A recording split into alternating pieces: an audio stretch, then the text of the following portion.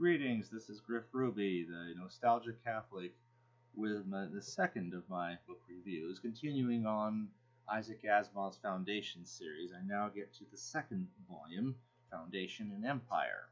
Not only is it included in this omnibus edition here, that cover they put on Avon editions in the late 60s, early 70s. I also have here the original 1960s edition of the book when it finally went from Gnome Press to Doubleday. It's kind of an interesting story. Gnome Press had published these Foundation stories along with I, Robot in these minuscule little numbers that barely even got noticed. And they just, these things had just been sitting there all this time unused. And Asimov was writing all these books through all the 50s, and coming into by the time you come to the end of the 50s, he's done writing fiction. He's just totally writing nonfiction now, and not doing any fiction at all. And people wanting some more fiction finally discover, well, Gnome Press had become practically moribund, and meanwhile, there was this awesome Foundation trilogy, and so they struck a deal, and Doubleday took that over, and so they would publish that. So that's pretty cool. So that's how it made its first appearance to a lot of people in 1963 or thereabouts. Let's see, it shows Doubleday edition. It doesn't show when the Doubleday edition came out, but I think it's in the early 60s. So, and I also have just a little show and tell here before we get to the story itself. The Ace Book edition of Foundation and Empire, which they call it The Man Who Upset the Universe. So, the Foundation and Empire is actually two parts. Unlike the first one that had 5 parts, 4 of which had been published in the Astounding Science Fiction, and 1 was introduced in the book itself.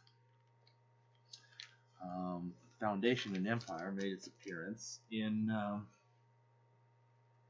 Astounding Science Fiction in 2 basic parts. The first appeared in one issue called Dead Hand. You've got the cover story, so that's kind of neat. And Dead Hand really develops more of that same psychohistory concept. Once again, you're dealing with further history adventures of the Foundation, but now its hold on not only the 4 kingdoms, but a whole lot of other kingdoms through their empire of trade is becoming very well established. They're a kingdom in their own right. They become powerful in a very real sense. They control that end of the galaxy already. They're really expanding. And now there's this empire. It's disintegrating a whole lot further, but it's still huge, really huge. And somewhere in all this time, somebody in the empire forgets where this whole Foundation thing came from. That an emperor had once established, together with Hari Seldon, established that there'd be this little Foundation way out the end of the galaxy, But by now, all that's totally lost to the records of anything. There's just this big power out there. We don't know who they are, but we don't like there being another power here in the galaxy. We're going to try to conquer these guys. So now comes the big, great war between the Empire itself and the Foundation, which is still a lot smaller. But it's full of all these people who understand science and knowledge and technology, and they're still developing all this stuff and getting more and more powerful in everything they can do, while the Empire's got all this faded technology that nobody knows how to fix. They can barely just keep it running. They're really losing out. They're still awfully huge, still a whole lot bigger than the Empire than the Foundation. So what happens is, we're now taking adventures of some more traders. Now, when this originally made its appearance, this is one thing that's kind of neat. You actually have some of the same characters.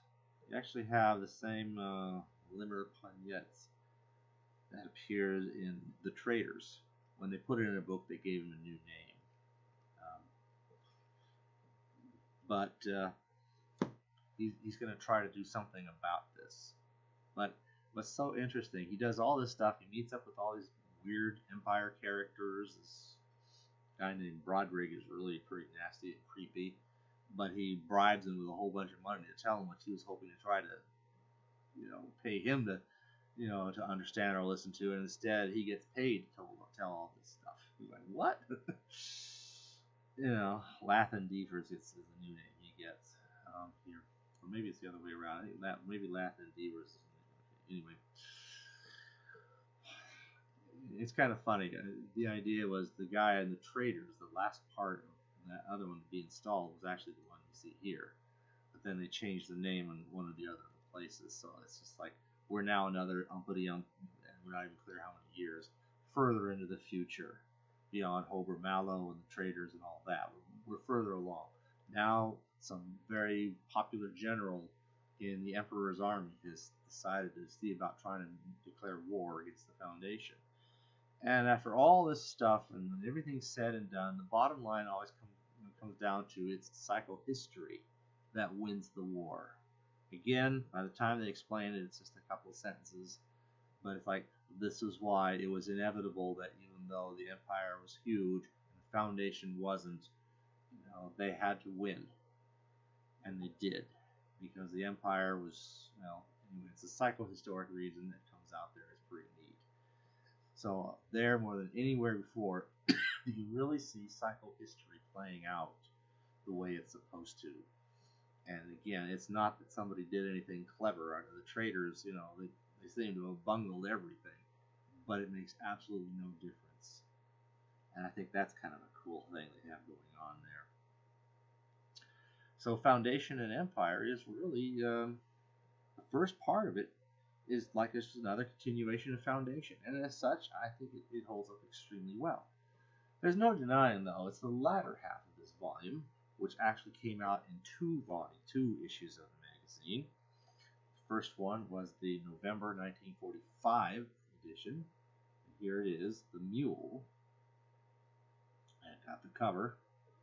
This is on a planet where they're trying to figure out where a bunch of traders and others are gathering, or the Foundation are gathering to figure out what do we want to do about this mule guy. And the second part of this longer part appears in the next issue, December 1945. It doesn't get a cover. So in here, the mule is this strange, enigmatic figure who has this extraordinary ability to conquer planets somehow. Nobody understands what he's doing it. All these planets that everyone thought, oh no, this planet will never fall. Just one after the other, we're just falling. And people don't understand what's going on. And what's going on? Well, there's a couple of really neat things that happen in the Mule, and it's probably why it's one of the strangest ones, one of the favorites, because here you set up this extraordinary psychohistory. You develop that wonderfully in the first part, and you manage to have a lot of interesting characters along the way. But now we're going to see what happens when this falls apart. When something happens that psychohistorically could not have been predicted. Because the mule, it turns out, has some sort of special ability. He's got some weird power of the mind. He can just look at you and make you the sort of convert to his cause, even against your will. To him, everybody's mind's like a little arrow dial or something, and he can just take his mind and move that dial to make it somebody so that a person might hate you, but I'm going to make you love me instead. And you do. And you do for as long as his influence holds on you. And it'll stay on you even when he's no longer looking at you. But it'll stay on you. So you are loyal to the mule, and he knows you are loyal because he's made you so. You still have everything you know, and it's kind of interesting to see this guy who's ready to, try to kill the mule, and he breaks into this place. Well, the bottom line is, when he meets up with the mule, which turns out to be actually a bit later for various reasons, I'm not going to provide those spoilers. Basically, the mule looks at him, and he too becomes totally a mule's man. And meanwhile, you've got this couple. We're going to follow this guy around, a bridegroom and bride. And they're newlyweds, and they get on this vacation planet.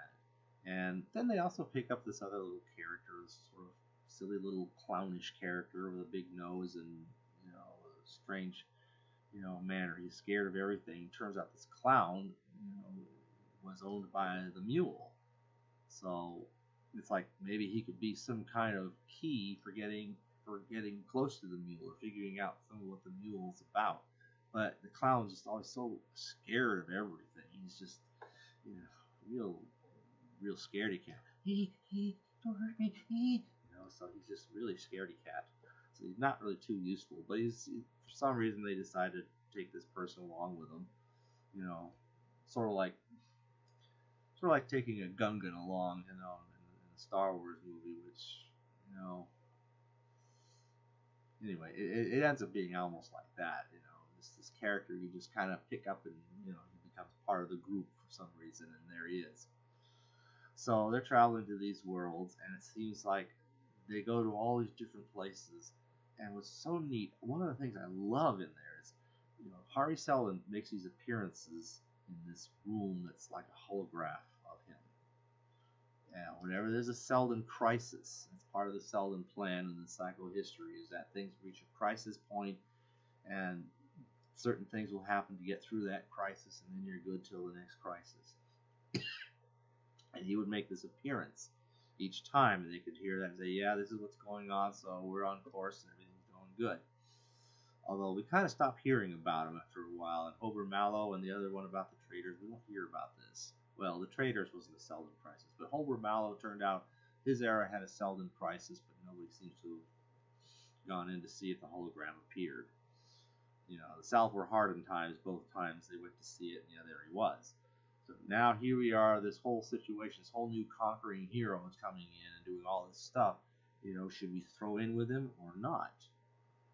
And they go to see what Hari Seldon has to say, and it happens to be right when the Seldon crisis is coming. And Hari Seldon goes on about how, well, the mayors are becoming very, very corrupt, and the trading association is ready to overthrow the mayor and go to war against him, and so forth. And the mayor turns to these traders as he's sitting here listening to Hari Seldon's hologram. Were you guys planning to attack me? Attack, me or the Foundation? And the trader says to him, yes, we were, but we called it off because the mule's coming along. And it's just, I love that moment. You just get this real sense of, my God, the plan has gone askew. Hari Seldon said there's supposed to be this war. There would have been. I mean, you could see it was still working, except it didn't factor in this strange new character. That means now we're not going to have this war because we need to unite, even with these horrible, we're going to fight against the mule and for I don't care who, the traders say among themselves. We don't care about the mayors.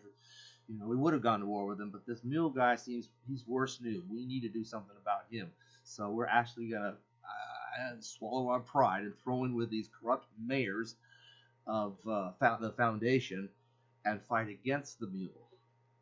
So that's a really cool moment. I think that's probably one of the strongest moments in the whole original Foundation trilogy. I love it. So anyway, they continue following this bride and groom, and they go to different worlds. And it always seems like wherever they go, the mule comes along.